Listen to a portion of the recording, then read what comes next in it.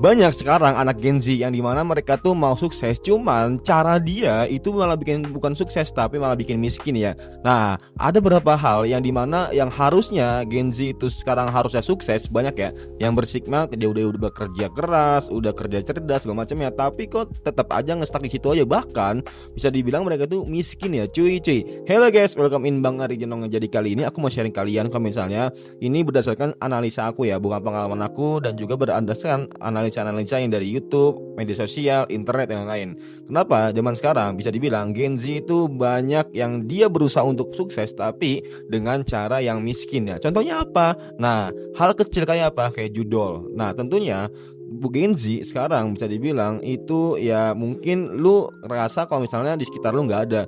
Cuman kalau misalnya lu ke daerah-daerah atau nggak mungkin lu ke daerah, pokoknya di luar dunia perkotaan lah, tentunya banyak di sana yang mereka tuh ya bisa dibilang main slot, main judi, bahkan yang jadi admin juga ada ya. Dan tentunya hal ini yang seharusnya apa namanya ya, dia tuh punya ambisi buat sukses segala macem, cuman caranya yang bikin miskin gitu.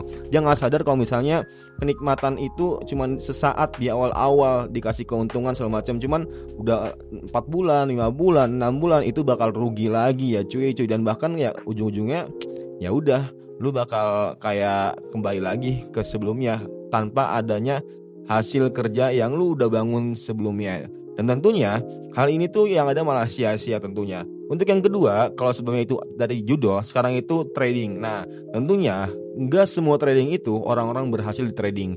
Banyak orang yang dimana mereka itu baru nyemplung sekali itu udah kena loss dengan alasan kalau misalnya dia curhat sama mentornya atau curhat sama siapapun itu yang ya bisa dibilang ya kayak sesepuhnya lah atau enggak orang idolanya, katanya lu salah masuk momentumnya, lu salah entry, nah segala macamnya lah. Dan ujung-ujungnya ya udah yang disalahin yang orangnya itu. Makanya itu kenapa lu sebelum main trading atau sebelum main kripto, blockchain segala macam, sebisa mungkin ya lu analisa dan lu harus tahu taraf ukur lu itu udah sampai mana. Jangan sampai lu punya duit 5 juta itu langsung lu tradingin semua, jangan cuy. Itu bego yang ada. Nah, ya bisa dibilang lu belajar dulu aja, kasih uang belajarnya 1 juta cukup. Nah, 4 jutanya lagi ya udah lu bisa ya investasi leher ke atas gitu. Lu cari income, lu cari apa namanya yang sekiranya itu bisa menghasilkan uang lagi dari pendapatan lu. Nah, itu yang seharusnya dimiliki sama Gen Z. Cuman kebanyakan Gen Z zaman sekarang tuh maunya kayaknya instan ya. Kayak tadi main trading, main kripto tanpa adanya analisa, cuman FOMO doang. Dan tentunya hal ini tuh benar-benar ya bisa dibilang dia mau sukses, cuman caranya yang bikin miskin sendiri. Jadi bisa dibilang Gen Z itu maunya sukses, tapi caranya dia ngelakuin setiap harinya itu yang bikin itu yang bikin gagal ya. Dan tentunya ini nggak semuanya. Kalau misalnya lu marah berarti lu ngerasa, dan kalau misalnya lu nggak ngerasa ya udah berarti lu benar gitu, anjay. Nah jadi kurang lebih kayak gitu guys ya.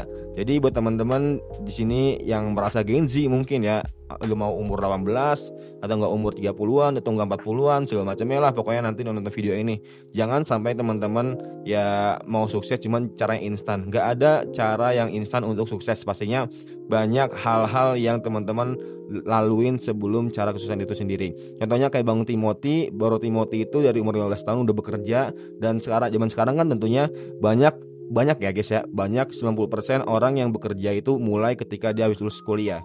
Dan ya bisa dibilang Bro Timothy itu sekarang umur 25, berarti udah 10 tahun. Dan lu bisa lihat sekarang kalau misalnya lu mau kayak gitu, berarti ya lu bukan di masa Gen Z atau bukan di masa sekarang, tapi lu 10 tahun lagi gitu bisa sukses kayak Bro Timothy. Dan itu lucknya itu sangat kecil sekali.